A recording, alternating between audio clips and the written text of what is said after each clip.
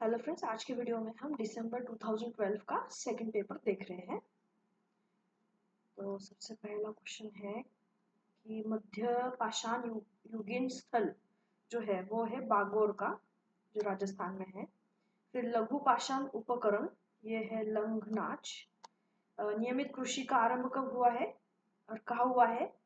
ये बीरभानपुर में हुआ है। और कैल्सेडोनी जो है वो चोपनी मांडो।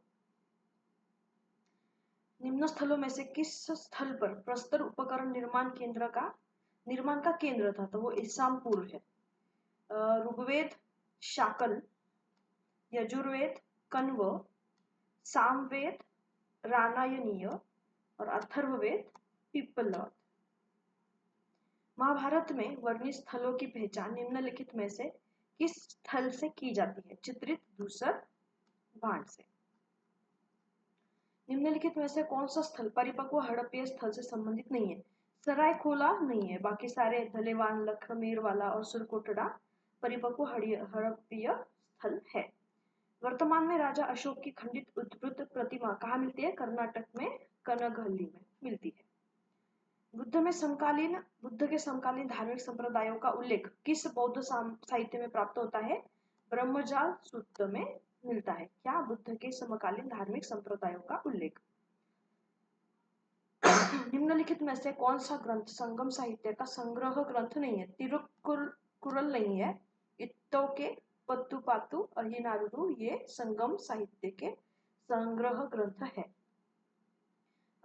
अल्बिरुनी सचाऊ, मेगस्थेनीज मैक्रिडल, फाइयान लेगे और जुआनजांग बिल। इसमें सिर्फ ए सही है, वो पढ़ लेते हैं कि 750 ईस्वी से लेकर 1200 ईस्वी के बीच उत्तर भारत में एक नई राजनीतिक, सामाजिक, आर्थिक संरचना का उदय और पूर्ण विकास देखा गया है। सूची है। अश्वघोष ने जो लिखी हुई है वो है बुद्ध चरित।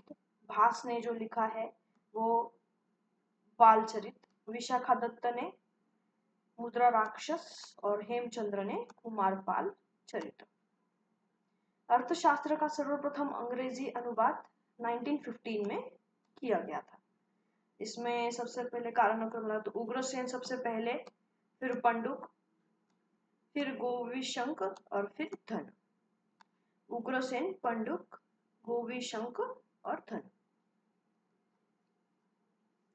गलत कथन का चयन, तो ये गलत है, तो बाकी सारे सही है कि प्रथम हुन शासक तोरमान पश्चिमी भारत और एरन के आसपास का मध्य भारत जीतने में सफल रहा।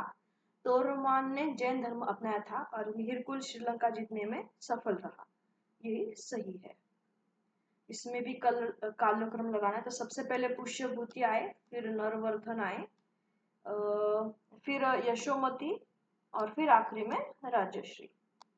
पुष्यभूति, नरवर्धन, यशोमती और राजश्री। पल्लव वंश के द्वारा एक मुक्तेश्वर मंदिर बनाया गया था। सोम वंश लिंगराज मंदिर, चालुक्य वंश से लाड़खा मंदिर और चोल वंश से वेदनारायण मंदिर।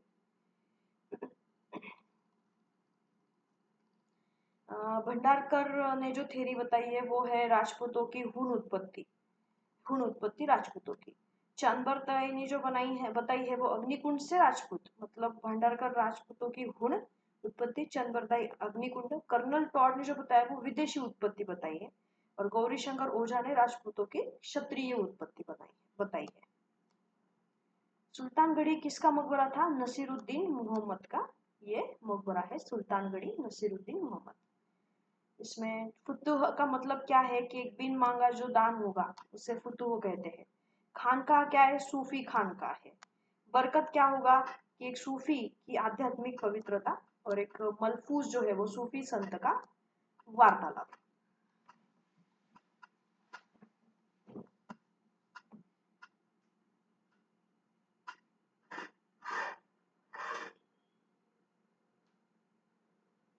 वली और अमीर के पदों को किसने पृथक किया है? मोहम्मद तुगलक ने किया है। वली और अमीर मोहम्मद तुगलक। दिल्ली राज की धुरी गेहूं एवं जौ पर निर्भर करती है, जबकि गुजरात सल्तनत की नींव मूंगों और मोतियों पर आधारित है। ये सिकंदर लोदी का मानना था। अभी ये जो है राज्य जहाँ सिक्के प्रचलित थे और सिक्के के नाम है, महमूदी जो है वो गुजराती सल्तनत का है, रुपया जो है वो सूर राज्य, पगोड़ा जो है वो विजयनगर, और टंका जो है वो दिल्ली सल्तनत।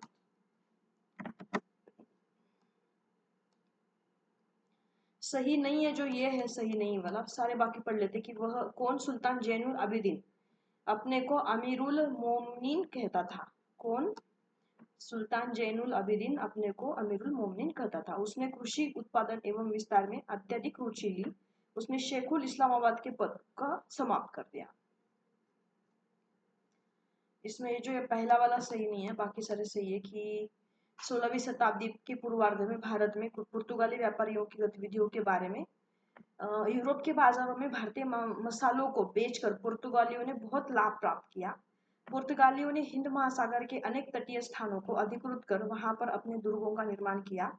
पुर्तगालियों द्वारा यह घोषणा की गई कि अन्य व्यापारी बिना उनके अनुमति के अपने जहाज हिंद सागर में नहीं ला सकते। ये सही है। विजयनगर राज्य की आद्य आनुवंशिकता को प्रदर्शित किया। इस विचार को किसने अभिव्यक्ति किया है? बर्टन स्टीन ने किया है। आद्य आनुवंशिकता, बर्टन स्टीन। ये विदेशी यात्री किस शासक के काल में आए तो देख लेते हैं। अब्दुल रजाक जो है वो देवराय सेकंड के काल में आए हैं। Abdul Razzaq Devaraya second. Ibn Battuta Muhammad Tughlaq के काल में आए। सीदी अली रईस जो है वो अकबर, और विलियम फिश जो है वो जहांगीर के काल में आए। ये काफी बार रिपीट हो चुका है क्वेश्चन। अब इसमें जो है सारे सही है और हमको पता भी होने चाहिए।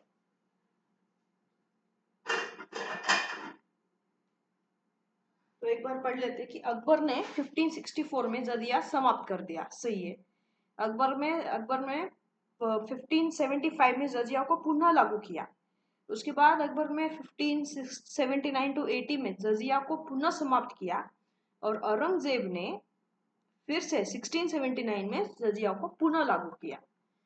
निम्नलिखित को सही क्रम लगाना। सबसे पहले क्या हुआ है? दाग की प्रथा की शुरुआत हुई है। फिर 12 सूबों का सृजन हुआ। फिर अकबर द्वारा उड़ीसा का विजय, और फिर द्वैध पदों की शुरुआत हुई।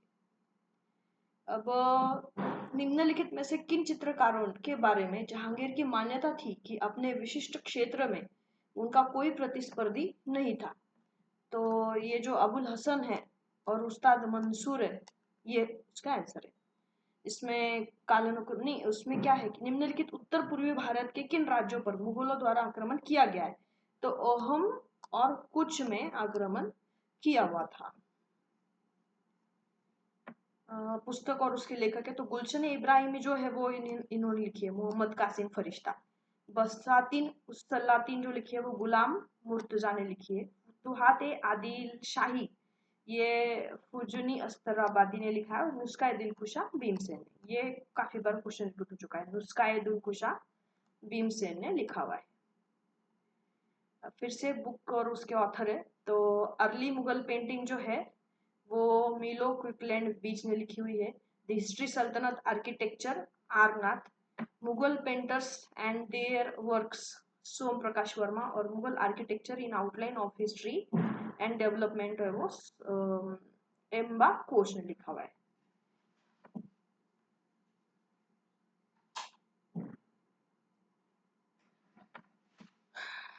असर्शन क्वेश्चन है कि मध्यकाल में संगीत पर संस्कृत में लिखी गई अनेक पुस्तकों का फारसी में अनुवाद किया गया। आरंभिक चिश्ती सूफी संगीत संभाव जिन्हें समा कहा गया है ये शौकीन थे। दोनों से लेकिन व्याख्या सही नहीं है। इसमें आर सही है तो जो पहला है वो आर सही वाला है वो पढ़ लेते कि वह कौन शाहजहां कलाओं एवं साहित्य का संरक्षक था? 17वीं शताब्दी में निम्नलिखित राज्यों में से कौन सा राज्य नहीं था? तो जर्मनी नहीं था, बाकी सारे राज्य राष्ट्र थे। 1793 में बंगाल में लागू किए गए स्थायी बंदोबस्त की मूलभूत बात थी सदैव के लिए कर निर्धारण करना। कारण कॉर्नवालिस का विश्वास था कि जमींदारी अपनी भूमि का विकास करेंगे। ये दोनों सही है और व्याख्या भी सही है। कलकत्ता के फोर्ट विलियम का प्रथम सभापति चार्ल्स आयर था।